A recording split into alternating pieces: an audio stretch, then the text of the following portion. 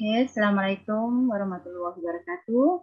Waalaikumsalam warahmatullahi wabarakatuh. Terima kasih atas kesempatan yang diberikan oleh masyarakat Mano, sehingga saya diberikan kesempatan untuk sharing knowledge ya, dari hasil-hasil riset yang sudah saya lakukan, mulai dari saya mengabdi di LIPI sampai sekarang ini.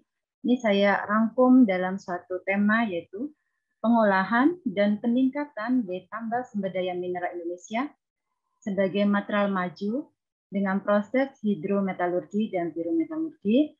Dan saya sendiri, Ibu Latifah Malasari, saya sekarang berkantor di Pusat Riset Sains Material dan Metalurgi, yang sebelumnya adalah Pusat Penelitian Metalurgi dan Material LIPI, sekarang menjadi Pusat Riset Sains Material dan Metalurgi dari Badan Riset Inovasi Nasional. Kita ketahui bahwa secara geologis Indonesia terletak pada pertemuan jalur pergerakan lempeng tektonik dan pegunungan muda, yaitu karena dari batasan sirkum Pasifik dan sirkum Mediterania. Sehingga secara otomatis dengan letak geologis ini menyebabkan Indonesia kaya akan gunung aktif, yang memungkinkan terbentuknya berbagai macam sumber mineral yang cukup berpotensi yang bisa dimanfaatkan secara maksimal. Kita ketahui bahwa mineral diklasifikasikan menjadi mineral logam, kemudian mineral non-logam, di mana mineral logam ini meliputi timah putih, tembaga, bauksit, besi, nikel, emas, perak, platina, dan mangan. Sedangkan mineral non-logam yaitu meliputi aspal, batu granit, intan, kaolin, batu gamping, marmer, belerang, pasir kuarsa, kemudian fosfat, dan jodium. Kenapa saya menampilkan seperti ini? Karena hampir aktivitas kami di Pusat Penelitian Metalurgi bergerak di mineral logam maupun mineral non-logam, dan akhir-akhir ini juga kita melakukan proses pengolahan untuk sumber daya sekunder atau urban. Kalau kita lihat dari peta sumber daya mineral Indonesia, memang Indonesia kaya akan mineral, mulai dari ujung, yaitu dari Sumatera sampai kemudian dari Irian Jaya ini. Kita lihat pemetaan petanya mulai dari aluminium kita dapatkan, kemudian saya sendiri bergerak di titan, kemudian litium dan sebagainya, ini di Bangka Belitung, kemudian pasir silika, zirkon dan sebagainya. Kita melihat potensi yang cukup banyak mineral ini. Alangkah sayangnya apabila kita sendiri sebagai kaum intelektual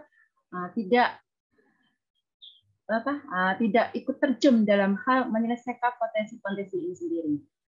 Nah, kalau kita lihat dari cadangannya, ini rekapitulasi dan dari cadangan mineral. Pada tahun 2015, saya mengambil dari Pusat Sumber Data Geologi, yaitu dari Badan Geologi SDM.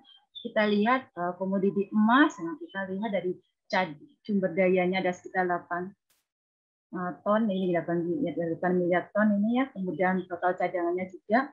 Kita lihat potensi-potensi emas yang cukup berlimpah, kemudian tembaga, kemudian besi, pasir besi, di mana kita bisa melakukan ekstraksi besi dan elemen-elemen ikutannya, kemudian mangan, dan nikel ini yang sekarang lagi tren.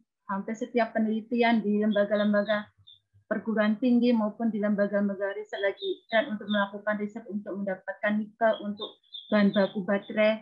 Nah, ini cukup menarik. Kalau kita tidak membedah setiap elemen-elemen yang ada di Indonesia ini, mineral-mineral ini untuk bisa dimanfaatkan sebagai bahan baku untuk material maju.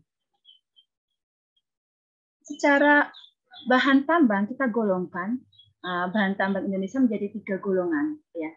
Pertama adalah bahan galian golongan A, di mana kita kenal sebagai bahan galian strategis.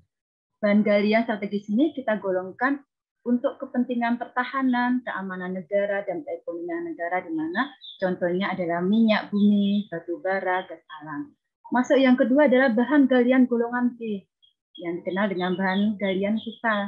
Ini meliputi besi, mangan, boksit, tembaga, timbal, seng, emas, platina, dan perak.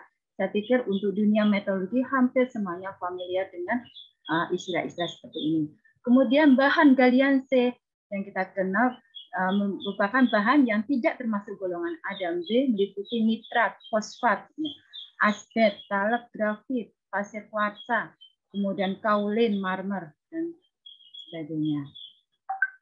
Kita di dalam melakukan riset selalu melihat isu-isu nasional yang perlu kita pecahkan. Pertama, kita mempunyai ketersediaan sumber daya mineral. Kedua, kita melihat undang-undang yang ada saat ini, di mana Undang-Undang Minerba mengatakan bahwa teknologi pengolahan sumber daya mineral menjadi logam atau material bernilai unggul.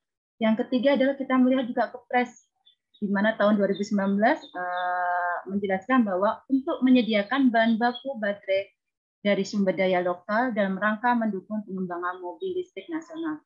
Dan alhamdulillah saya sendiri kemarin itu berperan untuk mendapatkan hibah PRM mandatori untuk menyediakan bahan baku baterai lithium.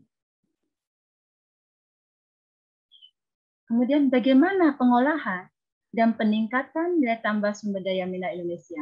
Kalau kita mau mengolah dan menaikkan nilai tambah sumber daya mineral Indonesia, otomatis kita bermain di bidang metalurgi ekstraksi. Ya. Jadi metalurgi, tapi fokusnya ke ekstraksi, mengambil, merecovery logam, dan kemudian melakukan proses pemisahan logam yang kita inginkan dari sumber mineral yang bermacam-macam elemennya, kemudian kita lakukan proses pemurnian. Di dalam metalurgi ekstraksi tadi, kita melakukan proses ekstraksi dari sumber daya primer, yaitu mulai dari biji, yaitu mineral tadi tersebut, kemudian kita tambah dengan rainwater, sumber air panas, geotermal, dan sebagainya, kemudian bisa juga kita melakukan sumber daya sekunder, yaitu dari limbah, baik limbah elektronik, scrap, kerak, dan sebagainya. Dari limbah-limbah tambang, kita bisa melakukan recovery kembali atau mengambil kembali logam-logam yang berharga, kemudian kita lakukan proses pemisahan. Setelah kita lakukan proses pemisahan, mendapatkan suatu prekursor, kita lakukan proses pemurniannya. Di dalam dunia metalurgi ekstraksi ini, kita pasti mengenal apa yang kita kenal dengan mineral processing, kemudian hidrometalurgi, pyrometalurgi, dan elektrometalurgi. Ini adalah contoh-contoh proses hidrometalurgi seperti ini. Mineral processing, mungkin sebagian orang sudah mengerti bahwa mineral processing ini adalah tahap pertama pada saat kita mendapatkan sampel mineral. Setelah kita mengambil sampel dari tempat lokasi, kita lakukan proses mineral processing di sini atau peningkatan kadar Bu. Di mana mineral processing ini adalah meningkatkan kadar mineral dari biji melalui proses secara fisik atau kimia seperti kombinasi, kemudian flotasi, magnetic separator, high tension suppression, dan gravity suppression. Ini adalah contoh-contoh mineral processing yang kami punya di Pusat Sains Material dan Metalurgi, di mana ada grinding atau dismill, kemudian ini adalah proses pemisahan secara fisik, kemudian kami melakukan juga dengan cara kimia, dengan cara flotasi. Ini kami juga lakukan di metalurgi. Untuk tahap awal biasanya ini untuk kadar-kadar yang elemennya yang ada di dalam mineral tersebut, elemennya yang cukup kecil. Nah, sehingga dengan cara fisik kita tidak dapat lakukan proses peningkatan kadar, namun kita bisa melakukan proses pemisahannya dengan cara flotasi secara kimia, dengan menambahkan reagen yang bersifat foaming, sehingga ada perbedaan gravity, sehingga kita bisa memisahkan elemen yang berharga tersebut dari elemen induknya atau utamanya. Kemudian bisa melakukan proses meja goyang, kemudian bisa melakukan dismill bermacam-macam seperti ini. Kemudian yang hidrometalurgi berikutnya adalah setelah melakukan proses preparasi, kita bisa melakukan langsung hidrometalurgi atau bisa juga pyrometalurgi. Untuk proses pemilihan proses ini tergantung dari mineral yang ada, mineral yang mempunyai sifat dan kimia tertentu. Jadi boleh memilih di dalam suatu proses, saya tidak menggunakan pyro karena pyro menggunakan temperatur yang tinggi, saya menggunakan hidro. Nah, pemilihan itu benar-benar harus sesakma, kalau tidak akhirnya kita mendapatkan proses yang tidak efektif. Ini adalah hidrometalurgi, adalah proses ekstraksi, kemudian melakukan recovery dan melakukan purifikasi unsur logam yang kita inginkan dengan menggunakan pelarut aqueous atau cair. Bisa menggunakan water leaching air itu sendiri, bisa menggunakan pelarut asam, yaitu bisa asam encer dan asam kuat dengan bermacam-macam konsentrasi. Contohnya adalah leaching yang kita kenal dengan perindian. Kemudian melakukan solvent ekstraksi menggunakan pelarut-pelarut organik yang kita gunakan. Kemudian presipitasi, ion exchange, kemudian absorpsi, bioleaching, kita memanfaatkan mikroorganisme atau untuk bisa mengambil logam atau material yang kita inginkan. Biasanya ini adalah tahap-tahap untuk melakukan purification. Kemudian ultrasonic milling, di mana akhir-akhir ini kita kenal dengan proses zonokimia. Proses ultrasonic milling ini cukup lumayan efektif untuk memisahkan logam yang kita inginkan dari mineral-mineral induknya. Ini adalah contoh-contoh yang kami lakukan. Ini kami menggunakan brine water untuk melakukan proses konsentrasi, menghasilkan konsentrat lithium, sehingga kami mendapatkan produk akhirnya dari lithium karbonat. Kemudian pirometalurgi adalah suatu tahapan proses ekstraksi dan proses pemurnian logam dengan menggunakan reaksi pada temperatur tinggi.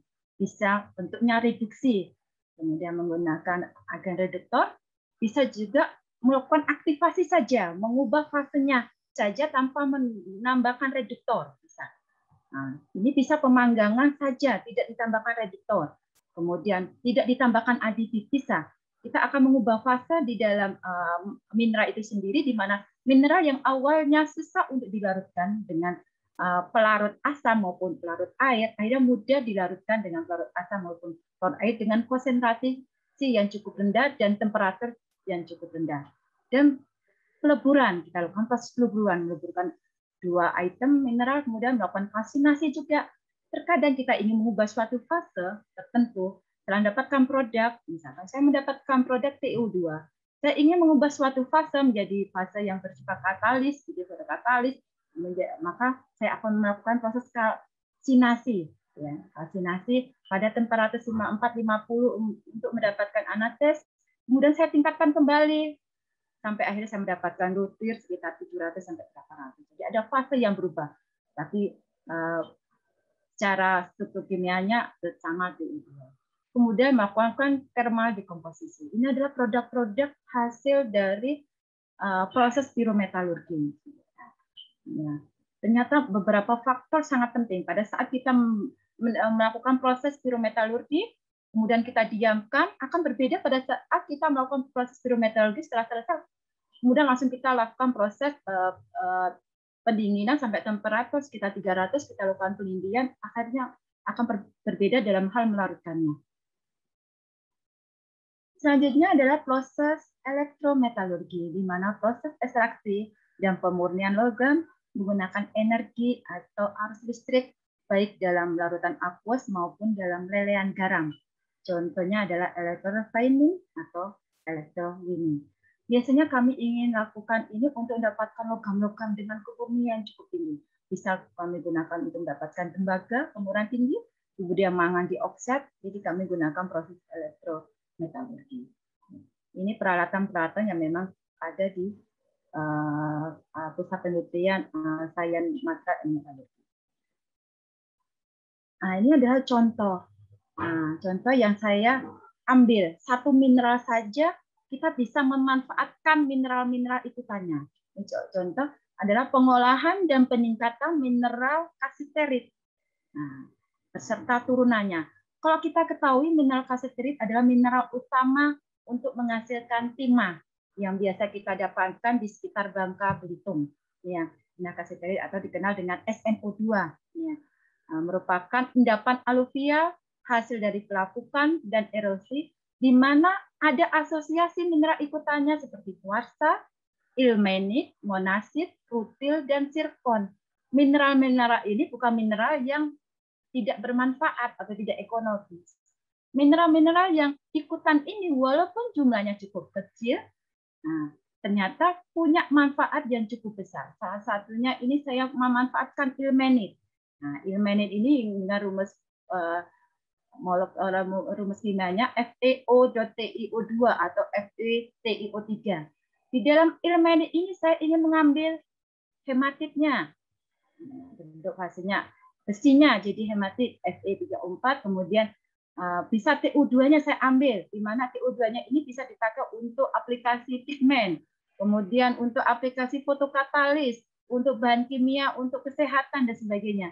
Aplikasi-aplikasi ini cukuplah menjadi penting atau menarik perhatian kita semua, karena walaupun merupakan byproduct dari proses pengolahan timah ternyata manfaatnya juga cukup besar. Kuarsa juga cukup besar. Monasit yang sekarang ini yang mengandung lanthanum cerium juga manfaatnya juga besar, sehingga walaupun kadarnya kecil, kalau kita bisa mengekstraksi lanthanum cerium di monasit ini juga akhirnya mempunyai aplikasi yang cukup banyak. Rutil itu sendiri, TU2 dalam fase rutil, kemudian zirkon. Nah ini ya banyak didapatkan, mineral kasiter ini banyak didapatkan di Bangka, Belitung, Bundur, Sutat, Karimun, dan Bangka. Ini contoh saya mencoba membedah apa saja yang bisa dimanfaatkan dari mineral kasiterit. Saat ini mineral kasiterit yang kita tahu di PT Timah adalah produksi logam timah. Nah, logam timah. Nah, saya mentanyakan apakah produksi pigmen SNO2? Belum. Nah, apakah produksi prekursor timah? Baru sebagian. Jadi ya, yang sudah diproduksi oleh PT Timah industri yang di Cilegon adalah SNCl4 dan J2H6J2SN. Ini akhirnya pada saat saya bersama tim kasiterit berkunjung, ternyata sudah menghasilkan prekursor timah, yaitu dari fase SNCl4 dan J2H6Cl2SN. Ini ya, dari logam SN. Jadi prosesnya adalah piro, kemudian disemburkan gas klorin, akhirnya mendapatkan standar klorida. Ini hasilnya. Apakah menghasilkan juga order SNCl2.5H2O? Masih belum. Ini tantangan tersendiri bagi kita semuanya. Kalau kita bisa menghasilkan prekursor dalam fase powder, bukan prekursor dalam bentuk cairan. Nah, ini prekursor karena manfaatnya prekursor SNCl2.5H2O juga cukup banyak. Gitu ya. Jadi karena apa? Prekursor-prekursor ini bisa dipakai sebagai bahan baku untuk pembuatan lapisan konduktor, diantaranya FPO atau yang bisa menggantikan itu sendiri. Nah, jadi kalau kita bisa memanfaatkan prekursor-prekursor ini, di mana prekursor ini berasal dari mineral utamanya adalah kasiterit. Nah, bisa kita konversi menjadi pigmen yang dipakai untuk pabrik cat pemutih. Ini satu sisi aja dari kasiterit mineral utama. Belum mineral ikutannya. Kita ambil mineral ikutannya ilmenit. Ilmenit tadi FeTiO3 atau FeO.TiO2. Bisa dipakai sebagai pigmen juga dengan kemurnian tinggi. Bisa juga sebagai fotokatalis. Masih ada FeO-nya, Bu. Bisa kita gunakan sebagai fotokatalis. Ternyata fotokatalis yang mengandung dopan Fe mempunyai daya degradasi yang cukup besar dengan ring gelombang yang bisa UV dan visible. Jadi ini ternyata masa saya melakukan proses fotokatalis walaupun kadar TO2 atau kemurniannya masih sekitar 90% dan sebagian masih mengandung Fe2O3 atau FeO atau ternyata proses degradasinya pada lampu visible cukup signifikan. Nah, ini kalau misalnya lampu visible cukup signifikan, bisa dipakai untuk fotokatalis menggunakan sinar matahari. Ini cukup menarik juga. Ini adalah sumber energi, di mana kita ingin menggantikan sumber energi dari sebelumnya, yaitu dari minyak, batubara, gas, dengan menggunakan fotokatalis. Nah, kalau kita bisa menghasilkan STO atau TCO dari bahan-bahan alam kita sendiri, akhirnya sel DSSC ini bisa lengkap kita produksi. TCO ada menggunakan prekursor timah yang sudah disediakan oleh kita sendiri dari PT Timah Industri. Kemudian TO2 kita bisa produksi dari ilmenit. Kemudian karbon grafit juga kita bisa produksi karena bahan bisa dari batu bara, bisa dari bahan tangan. Jadi kita bisa produksi sehingga secara otomatis sel DSSC ini karena kita negara yang cukup kaya mineral, kaya bahan pangan dan sebagainya, akhirnya bisa kita hasilkan. Kalau kita benar-benar bisa bekerja sama secara maksimal untuk menghasilkan produk ini. Ini adalah masuk ke bagaimana saya ingin meningkatkan kasiterit ini untuk menghasilkan pigmen. Ya. Kalau bermain pada pigmen yang awalnya kadar SNO2-nya berkisar 55 sampai 60%, ini kadar kasiterit itu sendiri yang mineral utamanya SNO2. Setelah kita karakterisasi menggunakan SRF, ternyata SNO2 itu sendiri, kasiterit itu sendiri mengandung timah dioksida sekitar 55 sampai 60%. Untuk berfungsi sebagai pigmen, berarti harus ditingkatkan kemurniannya, yaitu sampai 95%. Kemudian elemen ikutannya atau impuristisnya sekitar 5% maksimal. Nah, jadi warnanya terlihat seperti ini, putih. Ya, dari awalnya kalau kita lihat kasiterit hitam metalik seperti ini, kita ubah menjadi berwarna pigmen putih, menarik. Kalau kita bermain putih-putih, endapan putih, kita tidak menganggap itu jorok. Tapi kalau hitam-hitam gini, kadang orang, aduh, jorok atau jijik. Tapi kalau udah bermain putih, aduh, nah ini lumayan agak bersih dan menarik perhatian, menarik secara visual mata. Kemudian kegunaannya untuk apa? Pigmen SNO2 bisa sebagai bahan baku pembuatan tim chemical atau kimia timah itu sendiri. Nah, dari SNO2 ini kita bisa menjadikan bentuk TCO, yaitu berupa FPU dan sebagainya. Ini adalah proses pembuatan yang kami lakukan untuk mendapatkan SNO2, di mana produk yang kami lakukan ini menggunakan dua kombinasi proses.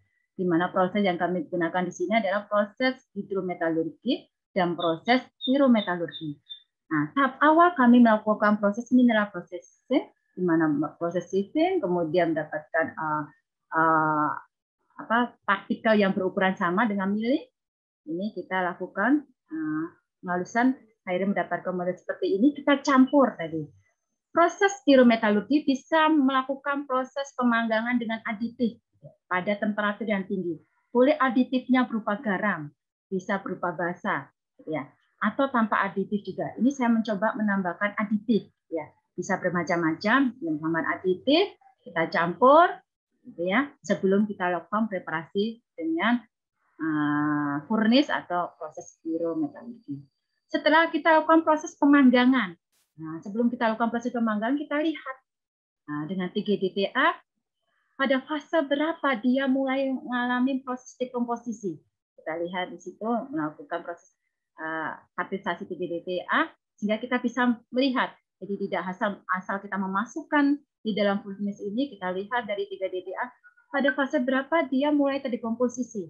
Mulai fasenya mulai kasiterit itu sendiri bereaksi dengan aditifnya. Nah, setelah itu, setelah didapatkan melakukan proses pirometalurgi, akhirnya kita dapatkan produk dekomposisi. Produk dekomposisi ini mempunyai sifat yang berbeda dengan bahan baku awalnya. Jadi karena apa? Karena memang kita inginkan. Jadi produk intermediate. Produk intermediate ini diharapkan mempunyai sifat fisik dan kimia yang berbeda dengan bahan baku awalnya atau aslinya. Hasil produk dekomposisi ini kita gerus, kita kemudian melakukan proses leaching. Nah, yang awalnya kasiterit tidak mudah larut di dalam air, dengan produk dekomposisi akhirnya kita bisa melakukan proses leaching dengan air hangat pada temperatur 40 derajat. Akhirnya kita bisa memisahkan elemen-elemen ikutannya, di mana elemen ikutannya ini seperti Si dan sebagainya kita bisa pisahkan, kemudian akhirnya mendapatkan konsentrat yang kaya akan Sn, ini ya konsentratnya atau filtratnya tadi. Baru kita melakukan proses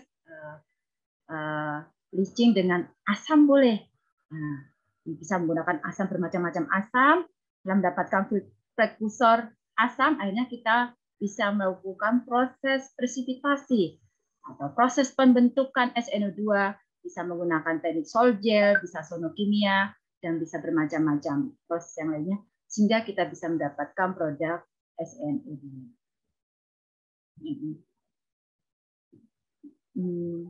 Selanjutnya adalah tadi SNO2. Nah, kita sekarang membedah elemen ikutannya, ilmenit. Ilmenit itu sendiri kalau kita lihat harganya dalam 1 ton cuma $30. Tapi kalau kita lakukan proses pengolahan, baik menggunakan hidrometalurgi maupun pirometalurgi, kita bisa menaikkan harga jualnya, menghasilkan pigmen TU2 yang dipakai untuk bahan baku cat, ternyata bisa naik per tonnya sekitar $1.900. Kita bisa manfaatkan lagi menghasilkan fotokatalis. Ini jumlahnya dibutuhkan sedikit, tapi mampu dipakai untuk mendegradasi limbah dalam skala yang cukup besar. Ini cukup menarik juga. Harganya pasti juga akan besar juga. Kemudian limanin ini kalau kita manfaatkan untuk menghasilkan logam titanium, ternyata hasilnya juga tambah lebih besar juga, per ton sekitar $14.000. Ini kami di metalurgi dengan Bapak Dani mencoba membuat logam titanium dari produk TU2 atau yang merupakan byproduct dari ini. Kalau dilihat peran TU2 mungkin hampir semuanya tahu, vibrasinya tinggi dan sebagainya. Bisa saya skip. Nah, ini saya coba dipakai untuk fotokatalis. Ternyata yang awalnya berwarna kuning, oranye, gitu ya, dijumlahkan cuma 1 gram sedikit kecil, gitu ya. Ternyata dalam waktu kurang dari 60 menit sudah berubah warna.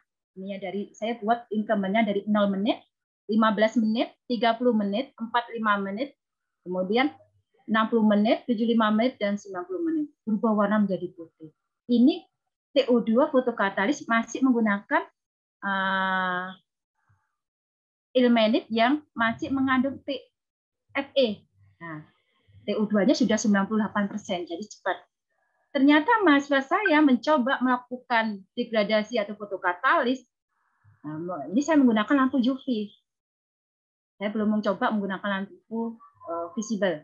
Ternyata mahasiswa saya mencoba menggunakan lampu UV dicampur visible. Ternyata dengan waktu yang pendek juga akhirnya bisa melakukan degradasi. Ini pigmen metil oranye adalah merupakan pigmen cat warna. Sehingga bisa dengan waktu yang pendek juga ternyata bisa mendegradasi pigmen cat warna metil orange.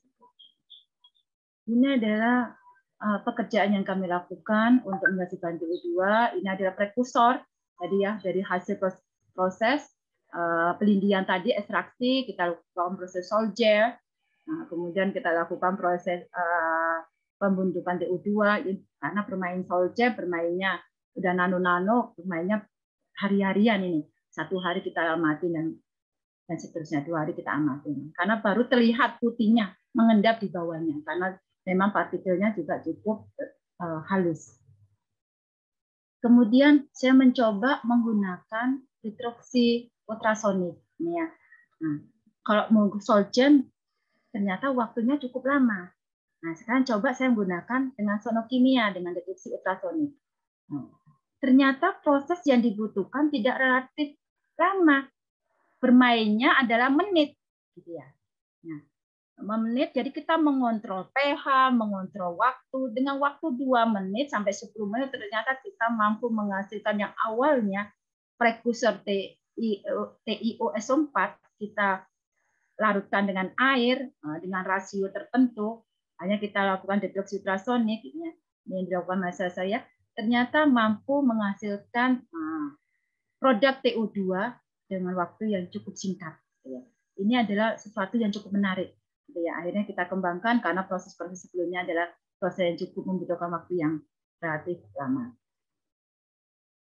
Ini adalah pekerjaan untuk menghasilkan TCO, ya, lapisan tipis, ini ya, konduktif, ini ya, menggunakan prekursor dari timah yaitu SNC4 dan dimetil dikloret. Ya, ini kami gunakan, saya dikirimin dari PT Timah Industri. Ibu, daripada beli komersil, ini dari produk yang kami hasilkan. Saya mencoba melakukan karakterisasi. Ini adalah produk TCO, di mana saya ukur ini transparansi, kemudian resistivity, kemudian physical property-nya, chemical property-nya, untuk mengetahui pada parameter yang optimumnya di parameter yang mana, karena saya menggunakan variasi temperatur, kemudian variasi waktu dan sebagainya. Ini adalah produk-produk yang saya bandingkan dengan prekursor komersial. Saya mendapatkan SNCR4 produk dari PT Timah Industri di Cilegon. Saya coba melakukan kategorisasi, ternyata kadar SN-nya juga cukup besar, tidak kalah dengan SNCR4 komersil. Kemudian impurities-nya juga sudah cukup kecil sekali. Jadi saya bilang, ini Pak, cukup bagus Pak, bisa dikomersilkan produk alam kita ini. Nah, dibandingkan dengan SN4 komersil. Kemudian prekursor selanjutnya adalah dimetil tin diklorat, ya, dari PT Timah Industri. Kalau dibandingkan SN-nya, kadarnya juga cukup besar dan impurities-nya juga hampir kecil sekali. Jadi dua ini menjadi parameter yang cukup bagus kami lakukan untuk menghasilkan residual atau SPO. Ya, pertama adalah kami melakukan pencucian sutra, kemudian pembuatan larutan konduktif, yaitu bisa dari SNCR4 maupun di metil tin diklorat, bisa kemudian kita lakukan dopingnya dengan fluorid dari amonium fluorid. Kita juga melakukan pembuatan ato dari antimon juga kita lakukan, kemudian proses deposisi dengan pirolisis, ya, kemudian kategorisasi.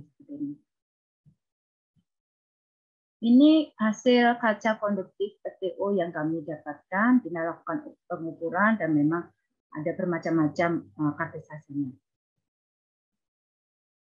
Nah, ini adalah hasil kegiatan yang terkait litium. Tadi publikasi saya ada litium. Ini adalah kami mendapatkan dana PRN untuk menyediakan lithium produksi bahan baku baterai litium. Salah satunya ada litium. Ini ada proses pembuatan litium karbonat dengan menggunakan berbagai macam tahapan. Nah, di tahapan awal ini ada tahapan awalnya, ini ada tahapan akhirnya. Tahapan akhir setelah mendapatkan konsentrat litium, kami melakukan proses eliminasi elemen-elemen ikutannya di golongan 2, yaitu CaMg, sehingga kita mendapatkan konsentrat yang bebas Ca dan Mg.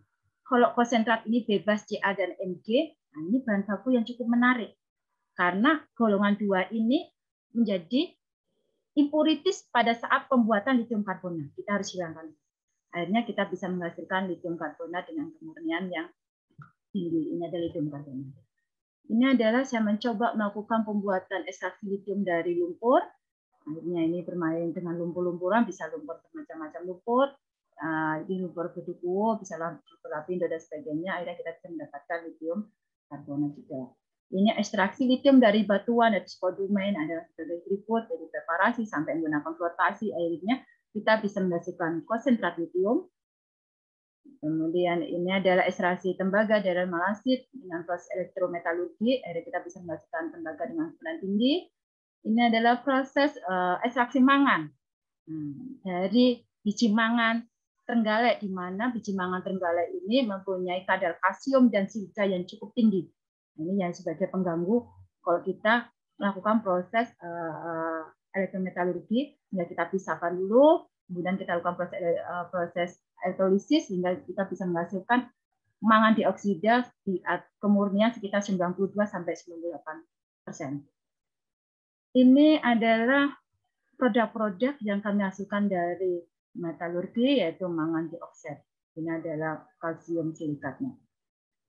Ini adalah pengolahan dolomit, kami juga lakukan di pabrik kami dari dolomit, kemudian dilakukan dengan proses water leaching dan proses aktivasi, kemudian dipisahkan Mg dan Ca-nya sehingga kita bisa menghasilkan endapan CaCO3 dan nanti menghasilkan juga endapan MgCO3. Kemudian ini adalah proses pembuatan tadi SNO2, tadi dari prekursor saya mencoba. Tadi saya melakukan proses dari alam. Nah, kalau dari alam tahapannya cukup banyak. Pirometalurgi dikombinasi dengan hidrometalurgi. Kalau menggunakan dari proses yang dari PT Timah Industri, kami tidak perlu tahapan dulu kami lakukan, preparasi awal kami lakukan. Kami lakukan langsung proses yaitu presipitasi atau proses pembuatan SN2 yaitu dengan proses solving. Nah, seperti ini lebih sederhana, makanya sangat berpotensi kalau kita sudah menghasilkan prekursor SNCA4 itu sendiri. Sehingga kita bisa menghasilkan pigmen SNO2. Ini adalah fusi alkali berat, akhirnya di kelompok penelitian kami ada pekerjaan seperti ini. Mungkin itu yang bisa saya sharing untuk kegiatan yang kami lakukan di Salian Material and Metallurgy. Terima kasih Pak Arief, mungkin